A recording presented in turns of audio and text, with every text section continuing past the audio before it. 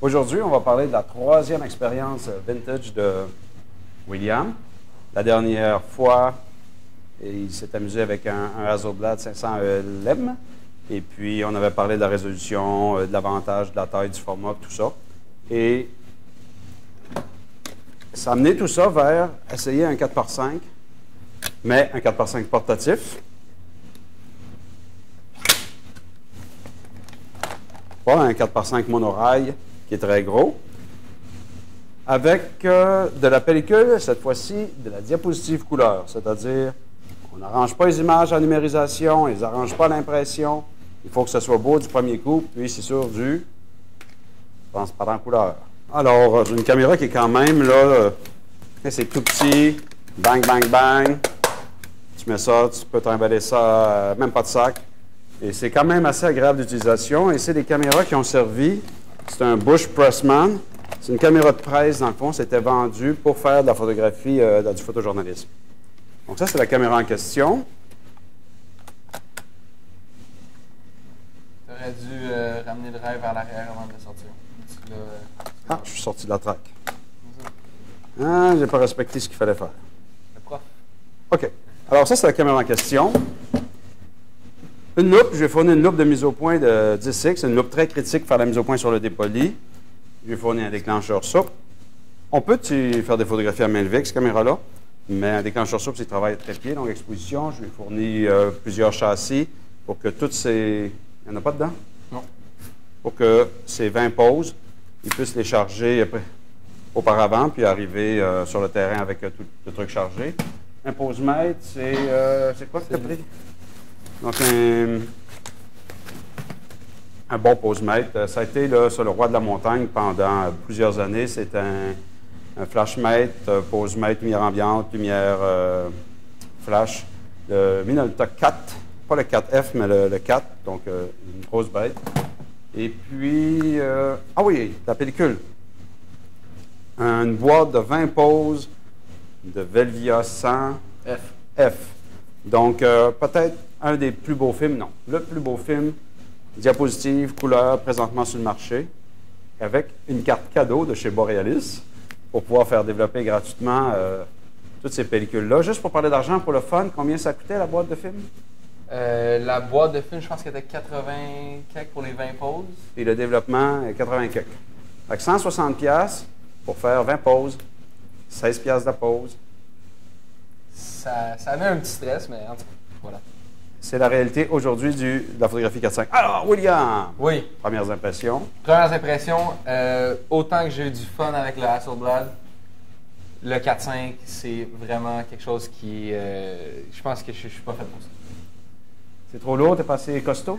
Non, c'est pas ça. Mais il faut que les gens comprennent que chaque photo, le processus pour prendre chaque photo est vraiment... Pour quelqu'un qui shoot, mettons, numérique, là, donc déjà qui est le plus rapide, shooter avec ça, c'est long. Chaque photo, mettons, j'ai fait des portraits puis au flash, puis à chaque fois, ça peut prendre une demi-heure, 45 minutes pour être sûr d'avoir le cadrage qu'on veut, l'éclairage qu'on veut. Parce que tout à coup, tu deviens hésitant, tu n'es plus sûr de tes compositions, tout à coup en 4.5, tu changes de personnalité. Mais c'est même pas ça. D'un point de vue même carrément technique puis pratique, c'est juste plus difficile. Je vais enlever le petit pare-soleil ici. Ce qui arrive, c'est que l'image qui rentre dans la lentille, la lumière qui rentre dans la lentille est reflétée sur ce dépoli. Puis toi, en fait, quand tu cadres, tu regardes l'image sur le dépoli, puis là, tu essaies de t'enligner puis de voir où est-ce que ça s'en va. Quand tu as le cadrage que tu veux, tu slides ça dedans. Tu enlèves ça. Ici. Ça prend la photo. Après avoir mis l'obturateur, placer ton ouverture, puis déclencher. Donc, c'est un processus assez... en tout cas, beaucoup plus long que ce que j'étais habitué à faire. Tu t'y attendais, tu le savais? Oui. Je savais quand même. Puis, rajouter à ça le fait que c'est la première fois que je shootais en diapo, en slide, en chrome. Puis, tu m'avais fait comme peur depuis que j'ai 5 ans avec ça. Là. Puis, tu me disais, la journée que tu vas shooter en chrome, on va voir si t'es capable pour vrai. Fait que là, j'étais... Es-tu capable? Es-tu capable? Ben, j'en ai fait une coupe, là. J'en ai fait une coupe. Mais c'est ça. Fait que finalement, ça faisait en sorte qu'à chaque photo, c'était un long processus. Premièrement, le dépoli, il est tellement sombre. En tout cas, à mon avis, là, je sais que tu étais... C'est un dépoli ordinaire. Il y a des dépolis avec il est des vraiment flanelles, sombre. plus Puis, lumineux. dépendamment de comment tu te places par rapport au dépoli, tu vas voir un petit Et c'était un léger électrique. télé. Quand tu as un C'est grand ça. angulaire, c'est encore pire parce que les coins sont encore plus sombres. Donc, tu n'avais pas la vie si difficile. Tu l'avais difficile, mais pas si difficile. Mais en tout cas, tout ça pour dire que de commencer en plus à faire des changements de perspective, de plan focal, quand tu vois rien, c'est comme... T'avais-tu un drap? Non. Ou tu travaillais juste avec le pare-soleil? Je travaillais même jamais avec le pare-soleil parce que quand le pare-soleil est dessus, tu peux pas mettre la loupe dessus. OK. Mais, Parce que là, jusqu'à date, c'est pas mal tout des désagréments là, que Ouais. tu décris. mais quand tu finis par retourner au lab, chercher j'allais dire ton négatif, mais c'est pas un négatif parce que ce qui te donne, c'est des... ça quand le monde appelle ça des négatifs. C'est ça, j'ai dit que j'allais pas dire négatif Ok, parce que ok, c'est en ok. fait des positifs transparents, comme tu l'as si bien dit. Puis donc, quand tu le reçois, puis c'est carrément ça que tu reçois, c'est une taille de 4 par 5, c'est pour ça que ça s'appelle du 4 par 5. Puis tu le regardes ensuite avec la loupe, c'est assez impressionnant. C'est vraiment quelque chose. La couleur. Non, mais le niveau de détail, le piqué, évidemment aussi la couleur, mais juste, t'as l'impression que c'est une image larger than life. Là. C'est vraiment impressionnant la première fois que tu le vois. Puis ça, c'est, mettons, le plus de shooter avec ça. Je sais pas si c'est surtout parce que, évidemment, le fait que c'est du 4.5 et une plus grande surface, ça fait en sorte que... C'est la raison. C'est ça, Et mais c'est en pour ça même qu'il temps, existe- est-ce que c'est peut-être aussi le fait que je shoote en chrome? Je me demande à quoi... Bon, là, je pense que ça a l'air un peu évident que je vais pas shooter au 4.5 toute ma vie, mais peut-être que je réessayerais de shooter en chrome sur du 6 par 6 ou du 35 ou un truc comme ça. À cause du croustillant que tu as Ouais, remarqué. c'est ça. Oui. Le chrome, pour toutes sortes de raisons de développement, c'est un produit qui est légèrement plus croustillant que le négatif. C'est discutable, il existe lecteur 25, puis quand c'est bien imprimé, puis tout ça, là, on peut discuter de ça longtemps. Mais disons, c'est un film de par sa construction avec une belle netteté, le Velvia en particulier, et surtout, là, ce que je vais essayer de compléter dans ton sentiment, c'est que tu as trouvé ça bien beau. Oui. C'est que c'est bien beau, bien net, mais longtemps. Pendant 5 pouces de long, tu en as du beau. Sur un 35 mm, une diapositive 35 mm Kodachrome de vacances de vos grands-parents que vous avez dans le sous-sol, c'est beau, mais après un pouce de déplacement, il y en a peu d'images. Tandis que là, c'est beau et ça continue. Donc, qu'est-ce que ça veut dire? Ça veut dire que pour un cadrage égal, si par exemple tu as fait un portrait grand de même, bien, les yeux de la madame, ils sont gros comme si tu avais fait juste un petit close-up en 35 mm. Donc, le rapport surface-netteté, tu prends la meilleure pellicule couleur qui a existé, puis tu en mets sur une grande surface, au bout de la ligne, c'est pas mal net. Le V10, je ne sais pas si ça va te tenter. On peut t'en passer un. Non, Et mais puis, après ça, quand je me suis mis à imaginer le premier kit que tu voulais me passer, là, qui a l'air d'un genre de mortier. Une monorail, c'était une Toyo Monorail 4.5, caméra de base de studio, là, dans le fond. Là. Assez ordinaire pour l'univers du studio. Oui? Qu'est-ce que tu n'as pas aimé de cette idée-là? Ça a l'air d'une locomotive. Je veux dire, je peux pas transporter ça. En tout cas, peu importe. Mais c'est une belle expérience. OK. Mais oui, c'est très enrichissant. On va regarder les vraies choses. Sur les 20 transparents que tu avais dans ta boîte, tu en as shooté 12? 12. Ça a pris combien de temps à shooter 12? Beaucoup de temps. Ben, OK. C'est beau. Donc, hey, tu nous racontes ça, tu nous montres ça un ouais, petit peu, tu nous comptes ben ce vite, qu'il y en est. là. Ça, c'est la première que j'ai prise sur mon balcon de la rue devant chez moi. Juste pour me familiariser un peu avec l'appareil. C'est quel puis- filtre Instagram, ça? Non, mais ça, c'est autre chose. Ça, C'est ce qu'ils appelle le film burn, là? Non, parce que ça, c'est ma première photo et aussi ma deuxième. Ah, OK. Donc, l'erreur de slider 2 fois la même slide dans Slider, C'est le stress du débutant. au moins je l'ai fait de la première fois puis c'était fini. Merci C'était- de nous éduquer à ce sujet. Exact. Ben, écoute, moi, ça me fait plaisir. Hein. Je suis là pour éduquer. Donc, ça, c'est un deuxième essai à la deuxième photo. J'étais en camping puis il y avait un petit lac. Je pense qu'il y a une anecdote avec ta blonde par rapport à ça. Ben oui, c'est que moi, j'avais dit à ma blonde, demain, je vais me lever bientôt. Puis je vais aller sur le bord du lac, prendre une photo du lac, tu sais, pour faire du vrai landscape de chrome, tout ça. Ma blonde qui trouve que je me lève tout le temps tard, elle était bien excitée par ça. Puis elle dit, ah, je veux venir avec toi, ça va être malade, on fait une randonnée, puis tout ça. Puis Le gros trépied ou... Oh oui, avec le gros trépied tout. Puis finalement, elle a trouvé ça moins drôle qu'elle pensait. Parce que, encore une fois, il faisait vraiment froid sur le bord du lac. C'était long. Elle comprenait pas pourquoi c'était long de même, pourquoi que j'avais des looks et des niaiseries comme ça. Elle disait, prends là ta photo là qu'on rentre. Fait que bon, finalement, ça n'a pas été l'expérience qu'elle pensait que ça allait être avec tout le roman. Moi, je voudrais faire remarquer la mesure de lumière. En tant que prof, je ne connais pas l'intention de William au niveau de la reproduction des valeurs, mais c'est très surex à mon sens. Et j'ai demandé comment est-ce qu'il a fait la mesure de lumière. Il s'est servi de son pose-mètre de son iPhone. Parce que j'ai pas de pose-mètre réfléchi sur ce magnifique Minolta. Mais en tout cas, le pose-mètre iPhone qu'il utilise ou qu'il a utilisé n'a pas fait une mesure pertinente dans le cas de ce chrome, à moins que ce soit une photo très éthérique que tu voulais faire. Oui, c'est exactement ça. Ah, OK, c'est excellent. Merci. On passe à la suivante. Est-ce que tu penses que Next. l'utilisation... En revenant de la marche pour aller au lac, OK. alors photo d'une porte quelconque, dans le milieu d'une forêt quelconque, accompagnée d'un poteau quelconque. Ça, c'est un type de composition en ce moment très, très à la mode dans le format carré. Oui, On pourrait masquer ou couper la diapositive. effectivement. Ça doit porter un nom. Je suis pas assez cultivé au niveau de l'art photographique pour savoir le nom des compositions très, très, très centrées. Et je n'ai pas de la satire que je fais, là. Effectivement, il y a une stylistique comme ça. Donc, belle saturation en passant. Hein? Le chrome, quand on regarde ça en transparence, c'est très intéressant. Bon, évidemment, il faudrait tout masquer autour, faire respecter la luminosité du chrome, éteindre les lumières. Bon. J'étais bien content aussi parce qu'en fait, il était assez tôt le matin, encore une fois. Ça a fait en sorte que le ciel était très peu lumineux, puis donc il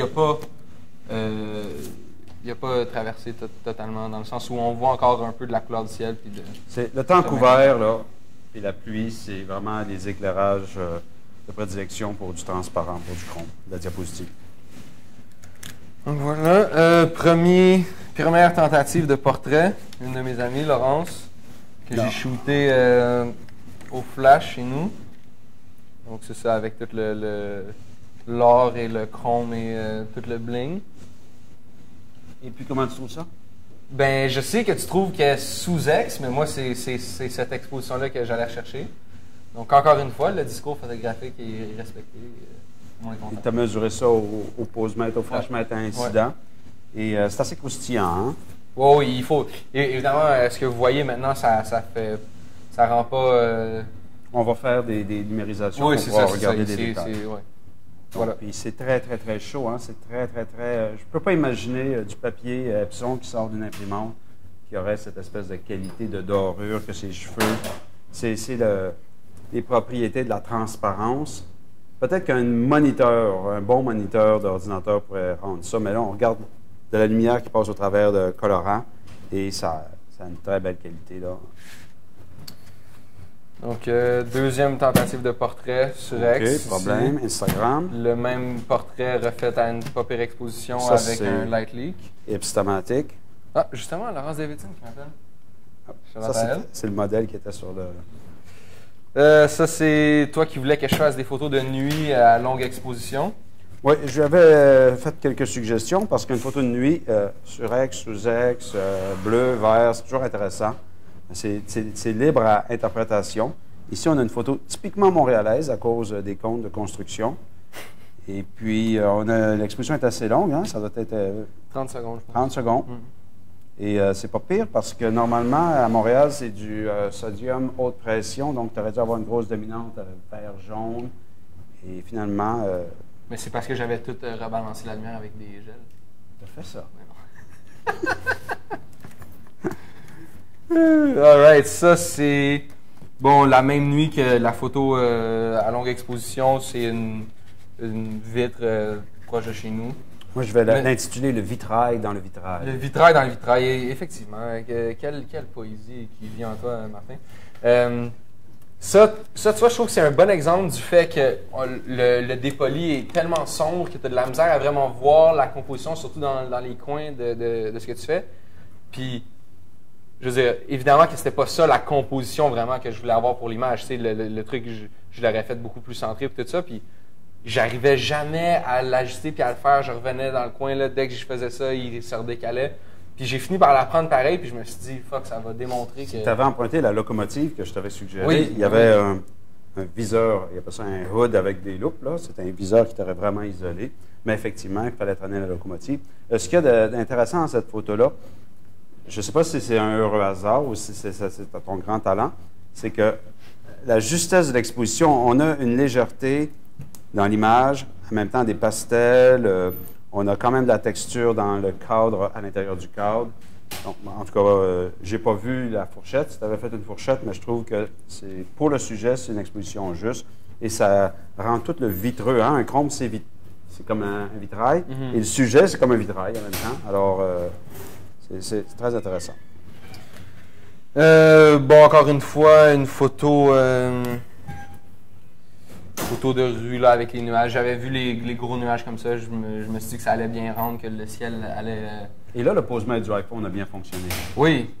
J'ai cru comprendre que tu te servais de ta caméra numérique comme Polaroid pour valider tes expositions. Tu faisais une photo avec, mettons, la photo des vitraux. Vu que j'avais pas de pose-mètre réfléchi, je faisais des tests avec ma caméra numérique. Puis là, je savais c'était quoi Un espèce de Polaroid bon marché. C'est ça. Sans la dominante verte. Ça, la semaine passée, je travaillais dans un ancien couvent où est-ce qu'il y avait des résidents là-bas qui devaient ça, j'aime beaucoup ce photo-là. aller dans cette pièce-là où il y a un genre de bain, une chaise pour... en tout cas, ouais, je trouvais ça vraiment cool. Les murs qui sont un genre de saumon vraiment, vraiment pâle, puis ça qui est un genre de vieux turquoise. Ça, en numérique, là, c'est très difficile parce que c'est juste de la gradation. Ce qui rend cette photo-là intéressante, c'est l'espèce de velouté, de plastifier, les rondeurs.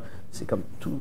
En numérique, là, c'est le genre de photo qui te fait du plaquage. Quand tu commences à zoomer dedans, là, tes dégradés sont pas beaux. Puis, on s'en va vers de la surexposition. Alors, même quand tu shootes en RAW, une photo comme ça, proche de la fenêtre, quand tu commences à surexposer, on aurait des espèces de problèmes de dominante, proche du cramage. C'est 40% de la photo, c'est de la surexposition. Et ça fait partie de le bon Dieu qui rentre par les fenêtres dans le couvent. Non? Une analogie religieuse? Non? Oui, non, mais okay. c'est bon. Mais je vois que donc, aujourd'hui. Donc, avoir de l'argentique pour une situation comme ça, c'est très bien. Puis du 4-5 en plus. Évidemment, il n'y a aucune granulation partout. Et tous les sujets représentés sont des sujets lisses. De l'émail, un évier en émail, un plancher qui est verni, des tuyaux chromés. On n'en veut pas du noise, on n'en veut pas du grain photo là-dedans. Et le 4-5, il n'en fait pas à cet ISO-là. Donc, le médium est comme en harmonie avec le sujet photographié. J'aime beaucoup la photo. Ben, ça fait... Merci. Et c'est un one-shot. Tu n'en as pas fait 4, tu n'en as pas fait 5. Non, j'en ai fait. Tu l'as eu du premier coup. À 20$ la photo, deuxième tentative de portrait d'un autre de mes amis. Cette fois-ci avec le filtre, comment il s'appelle? Autofocus là, sur l'iPhone? Non, non. Mais en fait, c'est un basculement de l'objectif et donc de la plane focale. Ce qui fait en sorte qu'on a une plane focale qui est diagonale. Ses yeux sont autofocus. Le mur derrière ses yeux n'est pas autofocus, mais le mur en dessous, mettons, au niveau de son torse, là, est autofocus. C'est un bel anti-chamflung pour des fins expressives. Mais oui. Bon, puis l'exposition a bien fonctionné là-dessus. Et la dernière et la moindre, un petit tabletop d'une autre. Tu sais, quoi de mieux que des photos de caméra? Ben oui. Hein, c'est comme prendre une photo de son chat. Je veux dire, si tu n'as jamais fait ça. C'est de la photo de photographe. Ah, c'est ça. Fait que je me suis dit, si un moment donné, il fallait la mettre sur Kijiji, cette caméra-là, on a déjà le chrome. Exact. Elle est là. Excellent. Il va falloir le numériser. Ça serait quoi ta prochaine étape? Là, si je conclue, tu n'es pas tout à fait en amour avec ça. Tu n'es pas allé voir qu'est-ce que ça coûtait sur eBay. Tu n'es pas en train de t'emmagasiner un. Non, pas en tout. Puis je sais pas si ta prochaine étape, c'est de faire du 8-10 ou du 11-14 ou des posters de cinéma. Écoute, moi, je suis bien ouvert. Là, mais... Non, mais émotivement, tu as fait du 35, du 2,4, du 4,5. Là, tu voudrais continuer dans quoi? Prochaine étape. Ben, je sais pas. C'est sûr que j'ai été un peu... trauma? Non, pas trauma, mais ça m'énervait un peu souvent de ne pas pouvoir prendre des photos rapidement puis tout ça. Tu sais, je sais pas si peut-être la prochaine étape, une caméra espion qui pourrait... réagir plus vite. Un Minox. En fait, l'opposé total de ça, qui serait une petite caméra rapide, on tchic et puis... Olympus Stylus.